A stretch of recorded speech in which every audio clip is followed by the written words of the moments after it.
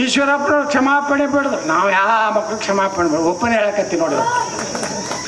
ಗೌರವಯುತವಾಗಿ ಕರ್ಕೊಂಡ್ರೆ ಹೋಗ್ತೀವಿ, ಇಲ್ಕಂದ್ರೆ ಬರೋಬ್ಬರಿ ಇವ್ರ ಅಪ್ಪ ಮಗ ಜೈಲಿಗೆ ಕಳಿಸಲಾರ್ದೆ ಬಿಡುವೇ ಇಲ್ಲ.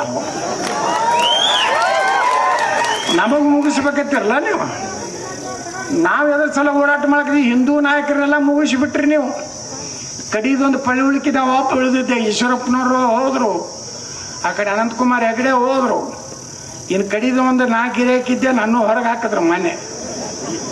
1-2 ಗಿರೇಕಿ ಅಡ್ಜಸ್ಟ್ಮೆಂಟ್ ಅದು ಅಲ್ಲೇ ಹಿಂಗೆ ಉದ್ದಕ್ಕೆ ದಿಡ್ ನಮಸ್ಕಾರ ಮಾಡಿ, ಅಪ್ಪಾಜಿ ಇನ್ ಮ್ಯಾಗ ನಾ ಎಂದೂ ನಿಮ್ಮ ವಿರುದ್ಧ ಮಾತಾಡೋದು.